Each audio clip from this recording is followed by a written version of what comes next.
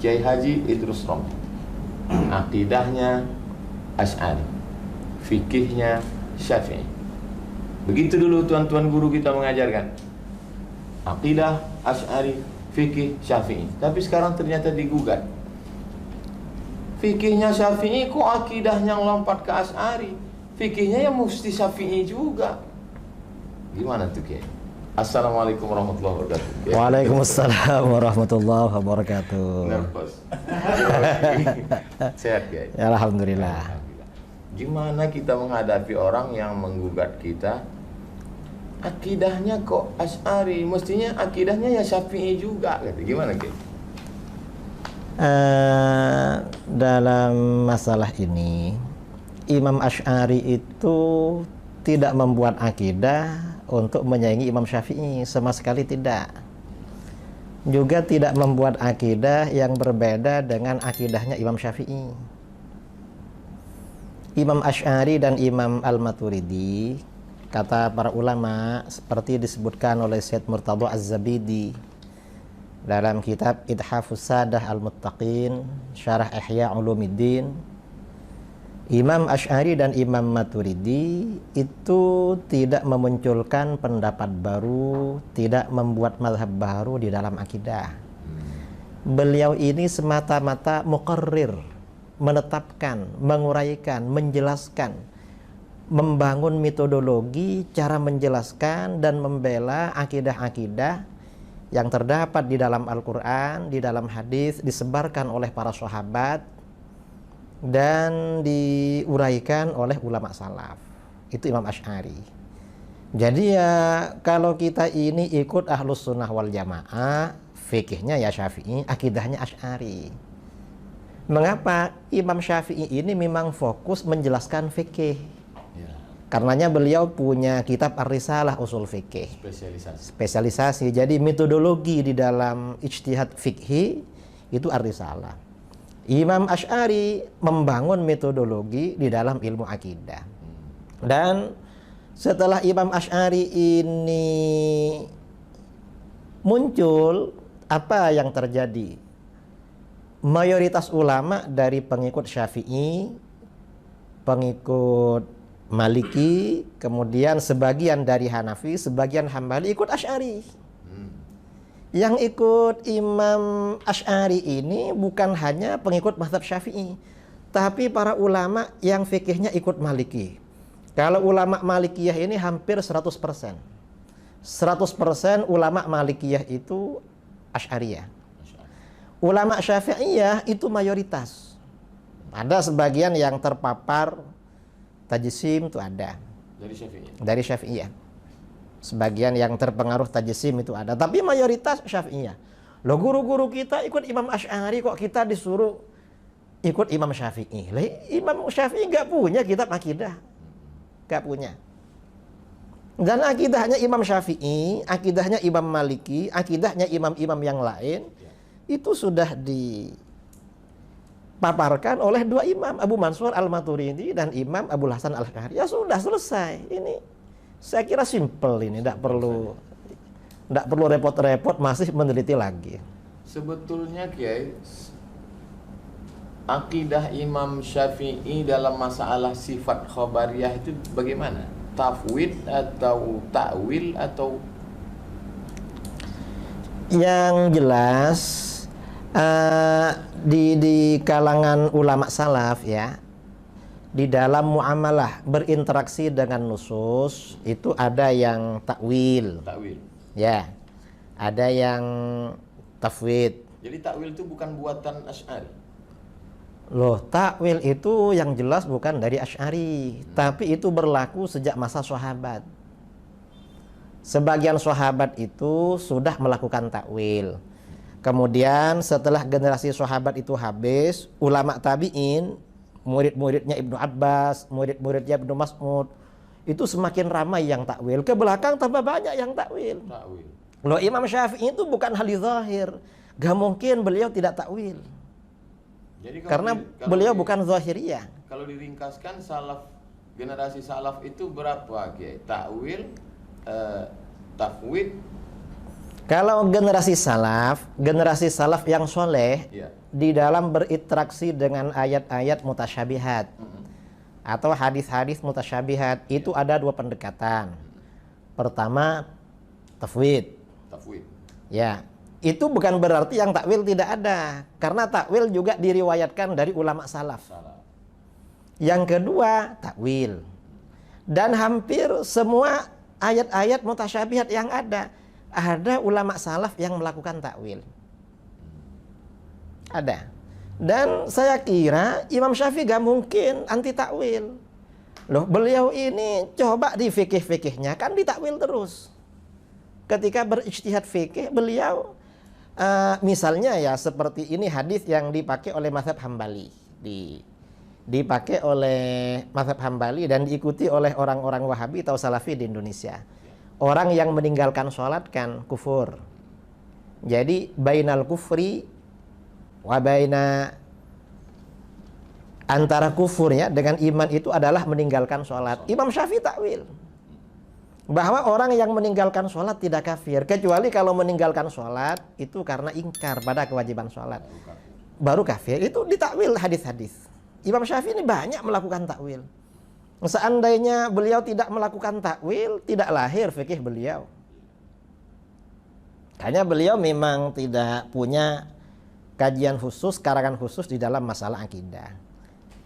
Sekarang diambil pendapat Imam Syafi'i dari referensi lain, lalu kemudian dibenturkan dengan mazhab yang kita yakini Imam Abul Hasan Al-Asy'ari, mengatakan kamu ketika berakidah mestinya ikut Imam Asy'ari. Imam Asy'ari sendiri dalam kitab Mukhtasar Al-Ulu mengatakan Allahu fi samaihi ala arsyihi. Kenapa kamu mentakwilkan? Tapi Ustaz Abdul Somad mengatakan takwil. Orang yang mentakwil itu kafir, jangan ikut Abdul Somad. Ikutnya ke Imam Syafi'i. Orang Syafi'i ngomong Allah fi samaihi ala arsyihi. Jadi masyarakat yang tidak punya pegangan, gimana kita menjelaskan itu, Kiai? Yang seperti ini, kalau ada nas-nas seperti ini dari ulama salaf, misalnya Imam Syafi'i, yang pertama kita kaji itu dari segi riwayat, itu sahih apa tidak kepada beliau, nisbatnya. Kemudian seandainya sahih, kira-kira rawinya ini meriwayatkan bil lafzi atau bil makna. Kalau ini misalnya riwayatnya ahad, ini kan problem lagi kalau riwayatnya ahad. Karena di dalam akidah ini kan harus mutawatir. Kemudian kalau misalnya itu sanadnya sudah sahih, sudah begini, kalau pernyataan ulama salaf itu bertentangan dengan keyakinan yang qat'i, maka ditakwil. Bisa jadi seandainya itu sahih ala arsyihi, yang dimaksud ala arsyihi itu bisa jadi artinya ulu wa mulkin wa sultan. Makanah. Jadi itu artinya bahwa Allah itu artinya ada di atas arasy, di atas dalam arti menguasai dan mengatur. Sama dengan misalnya gubernur atasannya bupati. Itu kan belum tentu ada. Kalau duduk kan di atas kepalanya kan bukan. Berkuasa. Artinya berkuasa. Sama dengan itu. Gimana kalau orang memaksakan makna istiwa itu al-julus wal istiqrar? Ya. Kalau itu dipaksakan al-julus wal istiqrar, ya tidak benar. Kalau dipaksa-paksakan, tidak benar. Saya mendengar sendiri kayak khutbah Jumat di airport. Jadi judul khutbahnya Allah fis sama alal ars.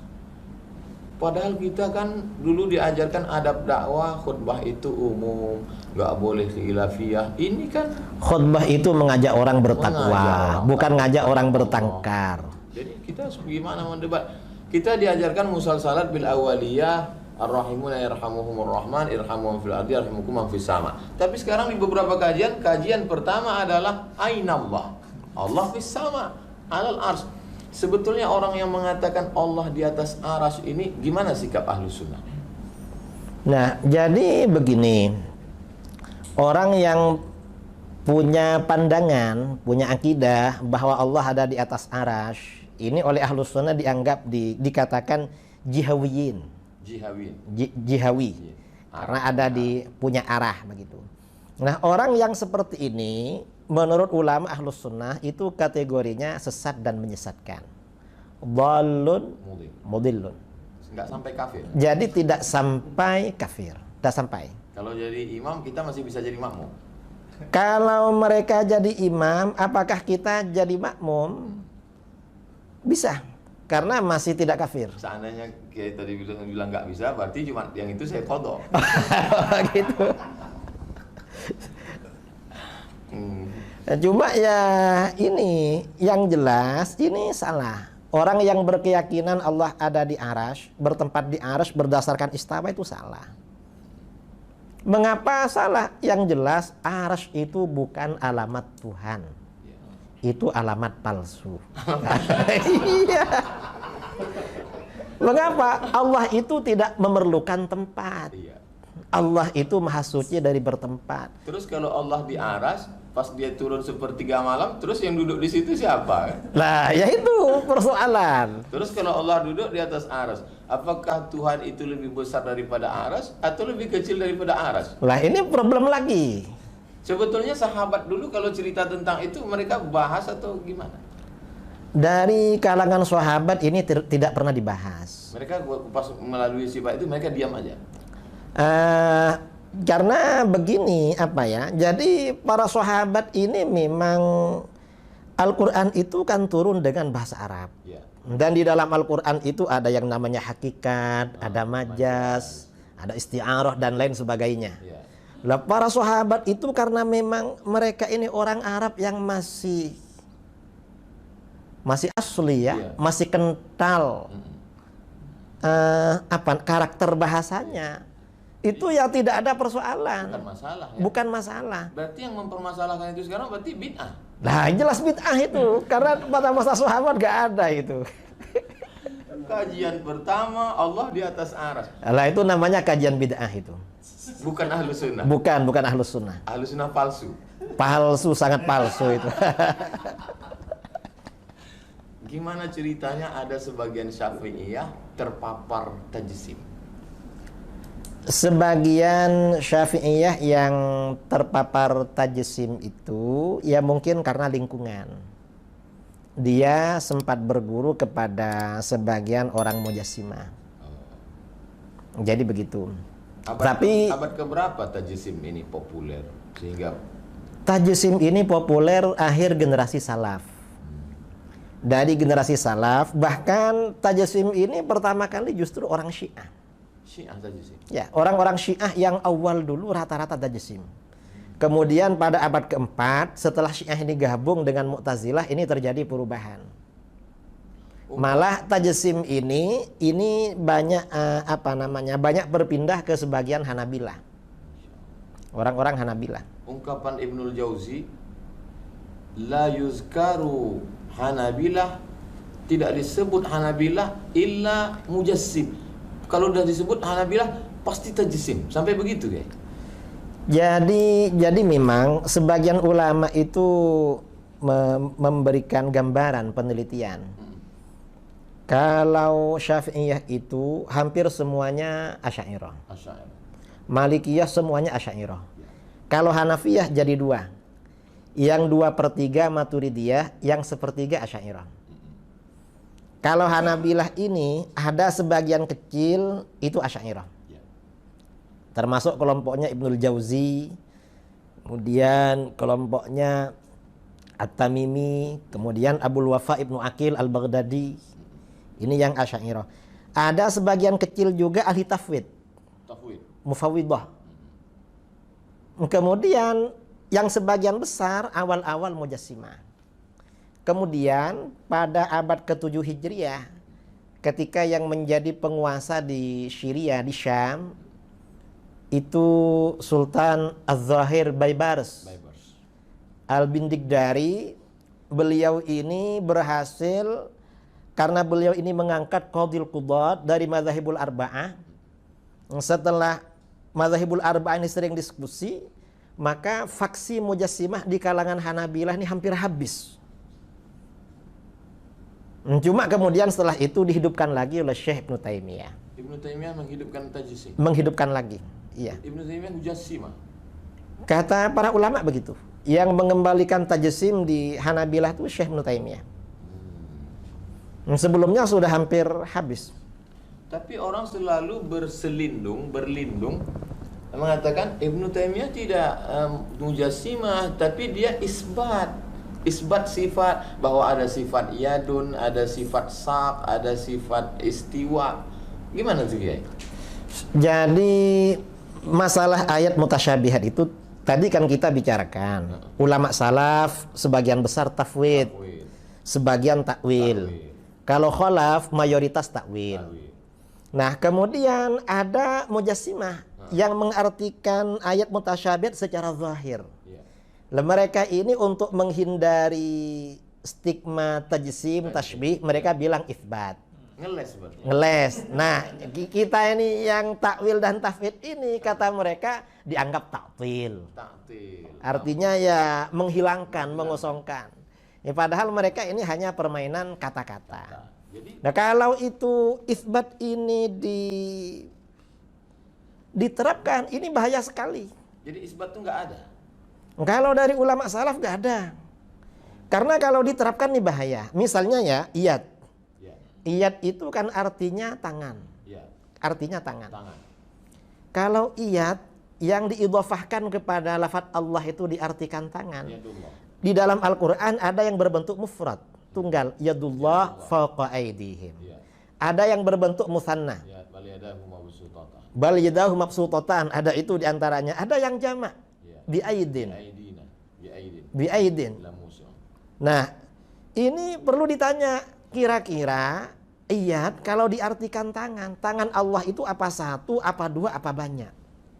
Ada yang ceramah guys, tangan Allah itu dua-duanya sebelah kanan. Lah, kalau dibilang dua-duanya sebelah kanan, kan tidak mungkin, masa Tuhan sejelek itu? Allah punya tangan, tapi tangan Allah nggak sama dengan tangan kita.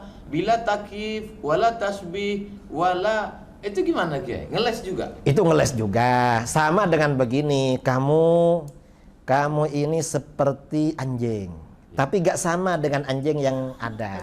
Kamu anjing manis misalnya. Ini kira-kira pujian atau bagaimana ini? Ada videonya guys. Videonya gini. Kalau ada orang mengatakan tangan Allah itu, kata dia gini, sama nggak tangan saya dengan tangan monyet? Kan beda. Terus jamaahnya ngangguk iya. Terus saya pas nonton itu, loh, tangan ustadz yang ngomong dengan tangan monyet sama-sama jisim. Ya sama. Sama memang, yang membedakan tuh sifatnya. Iya. Sama-sama jisim. Tangannya orang, tangannya kambing itu sama. Yang membedakan sifatnya. Sekarang ya, kitab Imam Abul Hasan Al-Asy'ari itu diseret-seret mengatakan Imam Abul Hasan Al-Asy'ari sendiri isbat. Karena dalam kitab Al-Ibanah, lah wong dia nyebut yadun kok katanya. Ya, ini orang Wahabi itu membingungkan. Kadang mereka, kenapa kok ikut Asy'ari? Lalu setelah itu, loh, Asy'ari seperti saya. Ini kan repot mereka ini. Karena kita ngomong sama orang bingung, jadi kalau orang nggak kuat, jadi dia ikut bingung. Nah, ikut bingung juga. Jadi seperti itu. Tuduhan Ibanah itu isbat gimana, Guys? Di dalam Al-Ibanah dan sebagian ulama mutaqaddimin Asy'ariyah, ya, ayat lafat-lafat mutasyabih seperti iyad, seperti ain, itu ditafwid.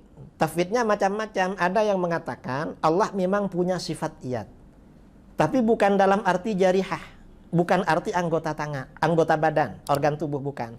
Tetapi itu sifat bagi Allah. Yang tahu cuma Allah. Sama dengan ain.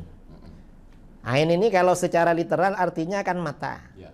Sebagian ulama mutaqaddimin Asy'ariyah yang diceritakan oleh Imam Al-Baihaqi dalam kitab Al-I'tiqad maupun Asma' was Sifat, itu ada yang mengartikan itu ain sifatan. Sifat bagi Allah, bukan sebagai jarihah, anggota badan. Terus masuknya kemana tuh? Ta'wil, tafwid? Itu tafwid. Masuk ke tafwid. Bukan isbat. Bukan isbat. Kita ini sebenarnya isbat juga, tetapi cara isbatnya isbat yang cerdas. Yang tadi isbat dungu. Nah, itu ya. Gimana beda isbat cerdas dengan isbat dungu? Nah, isbat yang cerdas ini artinya mengkompromikan antara satu nas dengan nas yang lain. Mana yang muhkamat, mana yang mutasyabihat. Nah, ayat-ayat atau hadis-hadis mutasyabihat dalam pengertiannya dikembalikan kepada yang muhkamat. Seperti yang menjadi tuntunan di dalam Al-Quran. Memang harus seperti itu. Dan ayat yang muhkamat itu, kata para ulama, adalah ayat laisa kamitslihi syai' dan ayat walam yakul lahu kufuwan ahad. Itu yang muhkamat. Mengapa itu muhkamat? Ini cerita. Saya pernah didatangi orang Wahabi. Dia ngakunya begini pada saya, Kiai. Wahabi atau Salafi? Ngakunya sih Salafi. Kalau menurut kita Wahabi lah. Karena yang paling sesuai memang Wahabi. Bukan Salafi. Karena mazhab itu biasanya nisbat kepada pendirinya. Muhammad bin Abdul Wahab. Dan Muhammad bin Abdul Wahab itu An-Najdi, bukan As-Salafi. Jadi Wahabi ini bisa disebut Salafi atau bisa disebut Najdi. Karena kalau Salafi nisbatan ila salaf. Ila salaf. Dan ini salaf yang mana? Salaf itu kan banyak. Iya. Salaf juga banyak mazhab. Banyak perbedaan di kalangan salaf. Jadi seperti itu. Jadi kita nggak mau. Lalu kata Wahabi ini, Kiai, saya ini mazhabnya Asy'ari. Oh gitu, ya baguslah. Cuma menurut saya Allah itu bersemayam di atas arasy, kata. Loh, kamu Asy'ari yang mana? Kita ini Asy'ari, tidak seperti itu. Kamu ini Asy'ari yang macam apa ya? Barulah. Iya, neo Asy'ari. Neo Asy'ari. Nah, karena menurut saya Kiai, Mungkin pengaruh neo normal juga. mungkin kira-kira itu. Saya bilang pada dia, apa alasan kamu begitu? Ya karena menurut saya Kiai, Ar-Rahmanu 'alal arsy istawa itu muhkamat. Bukan mutasyabihat. Alasannya muhkamat apa? Karena disebut 6 kali di dalam Al-Quran. Istawa itu 6 kali. Apa dalilnya? Kalau disebut berkali-kali berarti muhkamat. Diam dia. Kalau menurut kami Asy'ariyah, yang muhkamat ya walam yakul lahu kufuwan ahad. Itu apa dalilnya, Ki? Minta berapa dalilnya? Ini dikatakan muhkamat oleh para ulama karena sababul wurudnya, hadis turunnya, sababun nuzul ya, sabab nuzul turunnya surat Al-Ikhlas ini ketika Rasulullah mendapat pertanyaan dari orang musyrik dan dari orang Yahudi, sif lana rabbak, terangkan sifat Tuhan kamu pada kami. Diminta menerangkan sifat Tuhan. Nah, ketika ada pertanyaan tentang sifat Tuhan, ternyata yang turun surat Al-Ikhlas. Karena surat Al-Ikhlas ini merupakan sifat Tuhan, maka di dalam hadis-hadis seperti hadis Bukhari dan kitab-kitab yang lain dikatakan surat Al-Ikhlas ini sifatur Rahman. Itu hadisnya sahih. Karena sifatur Rahman, orang yang membaca surat Al-Ikhlas ibaratnya membaca sepertiga Al-Quran. Ini keutamaannya. Dan ini gak ada di dalam keutamaan membaca Ar-Rahman 'alal arsy istawa. Karenanya kata para ulama, setiap kesimpulan ayat Al-Quran tentang ketuhanan apabila bertentangan dengan surat Al-Ikhlas maka harus dihindari. Mengapa? Karena itu mutasyabihat, harus merujuk kepada yang muhkamat. Ada seorang guru hafal Quran datang menemui saya, minta maaf karena sampai 2016 dia mengatakan saya kafir karena saya mengatakan Ar-Rahman al-Arsy istawa itu adalah al-istila, Allah berkuasa.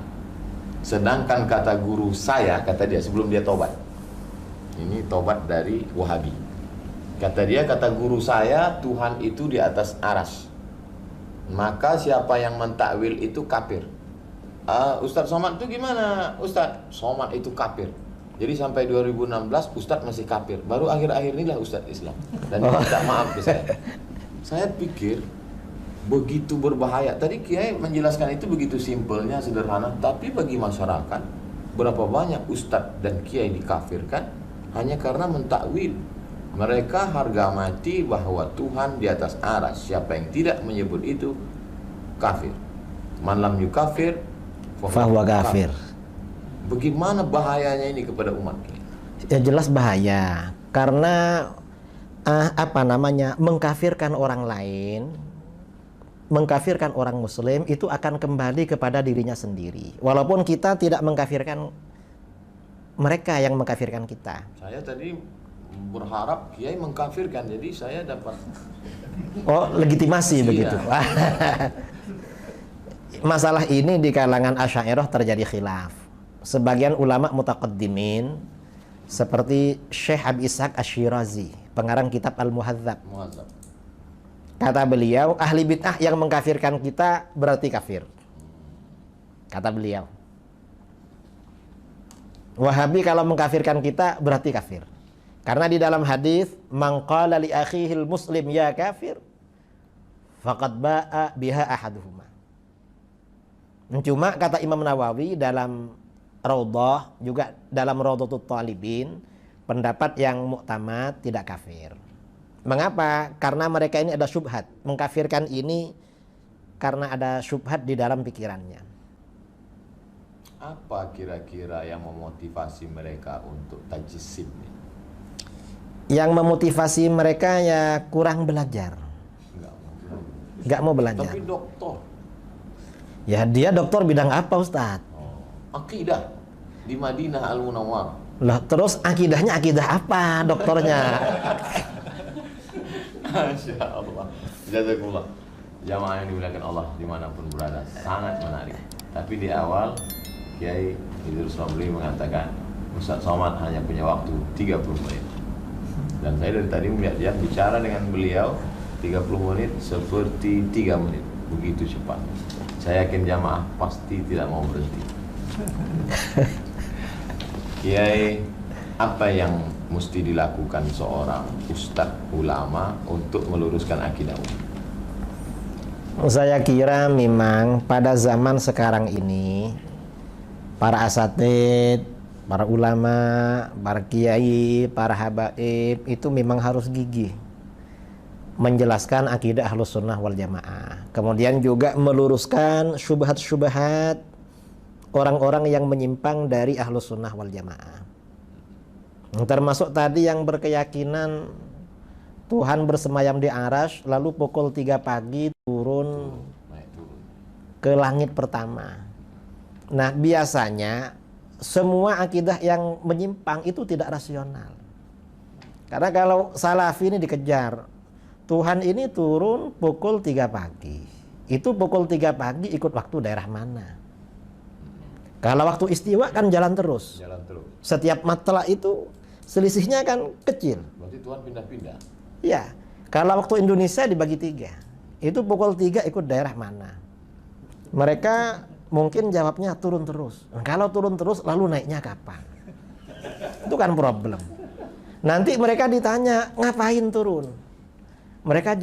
Mungkin mereka bilang, loh Tuhan itu turun untuk mendengar doa kamu, makanya bangun sholat tahajud. Lalu kita tanya, apa kalau tidak turun nggak dengar? Mereka bingung lagi. Karena kalau jawab Tuhan nggak dengar, kufur mereka, kafir. Kalau jawab sebenarnya dengar walaupun nggak turun, bisa ditanya lagi, loh kalau dengar dari Arasy ngapain turun? Tapi biasanya kalau terdesak jawabannya bila takyif wala tamtsil. Itu kan cara ngeles terakhir itu. Cara Kalau dialaskan Tuhan itu di atas dengan Isra Mi'raj gimana, Kiai? Itu buktinya Nabi Muhammad naik ke atas jemput sholat bolak-balik. Berarti Tuhan di atas. itu tempatnya Nabi ketika bermukalamah dengan Allah. Di dalam hadis-hadis tentang Isra Mi'raj tidak ada keterangan bahwa itu tempatnya Allah. Tapi tempat ketika Rasulullah mukalamah dan melihat Allah. Keterangannya seperti itu. Bukan tempat Allah. Tidak ada keterangan di dalam hadis itu tempatnya Allah, gak ada. Karena yang Isra Mi'raj, yang membaca hadis-hadis Mi'raj kan kita kan. Mereka ini gak mau sebenarnya peringatan Isra Mi'raj. Lalu dipakai dalil, ya salah dong. Berarti dengar ceramah kita waktu Isra Mi'raj. Lah ya itu, Bid'ah juga itu. Dialaskan lagi doa, Kiai. Buktinya kalau doa itu nunjuk Allah di atas. Kalau Allah di bawah pasti doanya gini. Kata para ulama, atas itu qiblatud doa, sama dengan Ka'bah itu qiblatus shalah. Kalau tanah itu qiblatus sujud. Gak ada orang sujud itu ke atas, nggak ada ya, pasti ke tanah. Makanya di dalam Al-Quran itu fasjud waqtarib, sujudlah dan mendekatlah. Kalau ini tidak ditakwil, ini bahaya, karena berarti Allah ada di bawahnya karpet ini. Berarti Wahabi ini kalau mau pakai otak sedikit aja ya. Sebenarnya kalau dipakai sedikit itu lumayan, hasilnya bagus. Nah, mereka emang nggak dipakai, jadi masih orisinil.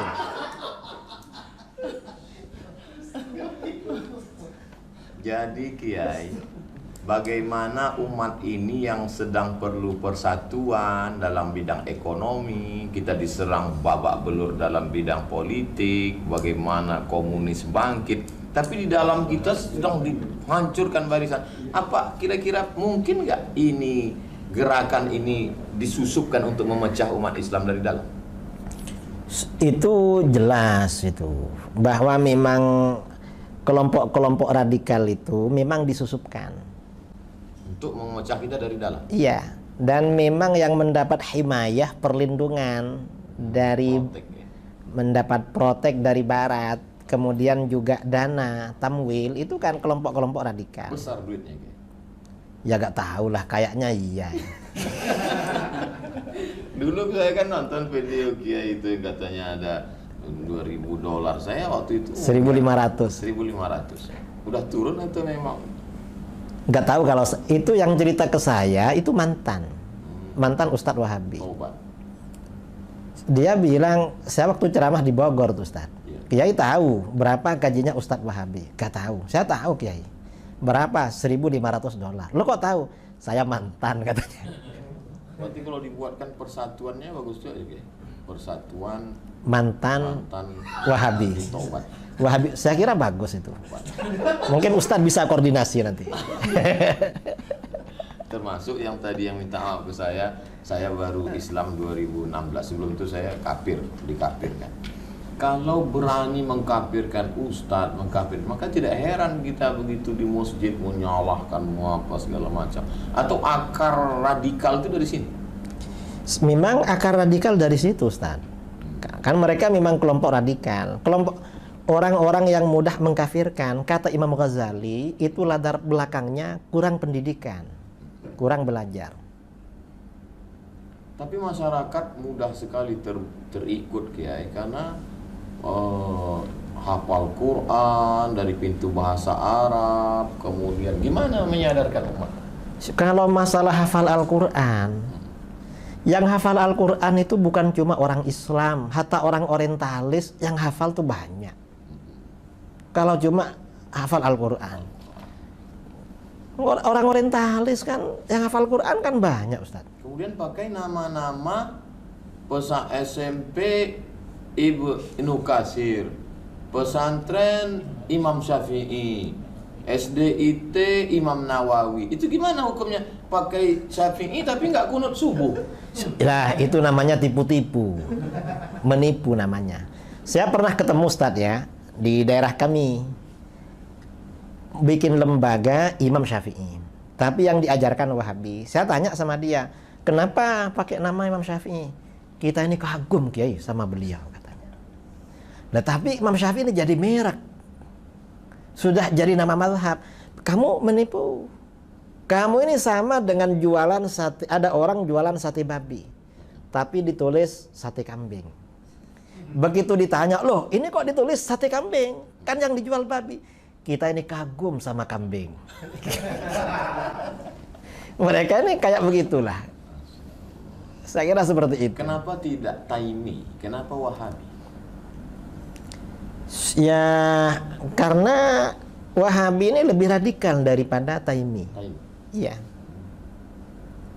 Dan Taimi ini kan setelah meninggal memang pemikirannya kan mati. Dihidupkan lagi. Dihidupkan lagi oleh pendiri Wahabi ini. Dan nama ini juga dipakai oleh mereka kok. Ulama-ulama Wahabi di dalam kitab-kitabnya menyebut bahwa Wahabi ini merupakan anugerah dari Allah. Untuk membersihkan. Anugerah dan hadiah yang luhur. Cuma sekarang pengikutnya malu dengan nama Wahabi. Akhirnya pakai Salafi. Pakai Salafi. Padahal gurunya bangga dengan nama Wahabi. Jadi muridnya ini apa? Ukuk ya. Apa ukuk itu? Durhaka. Durhaka pada gurunya itu. Nggak mau sama nama kebanggaan gurunya. Sama gurunya saja durhaka. Masya Allah, tabarakallah. Dalam perjalanan dakwah Kiai pernah nggak menghadapi yang paling radikal sampai ingin membunuh karena menganggap kafir, dengan yang paling lembut, yang baik, yang sopan, yang wahabi garis lurus misalnya? Nggak pernah.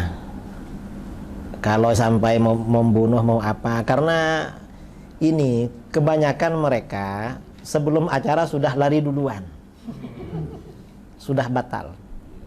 Saya dialog di forum terbuka dengan Wahabi itu tahun 2008 satu kali, 2009 dua kali. Baru kemudian ya 2009 dua kali, habis itu di Denpasar 15 masjid tuh lari-lari semua, nggak ketemu. Cuma 2 masjid datang orangnya. Lalu 2013 di Manado, malah gak ada di rumahnya, sama panitia dicari ke rumahnya gak ada semua ustadz-ustadznya itu. Lari. Katanya acara di luar kota. Di Aceh juga begitu, langsung gak ada pada hari acara. Tapi pas ditanya murid-muridnya, kenapa nggak mau debat dengan Kiai Idrus Ramli? Nggak boleh duduk dengan ahli bid'ah. Bilang pada muridnya begitu. Tapi kalau pada panitia sebagian nggak begitu. Alasannya seperti yang di Aceh.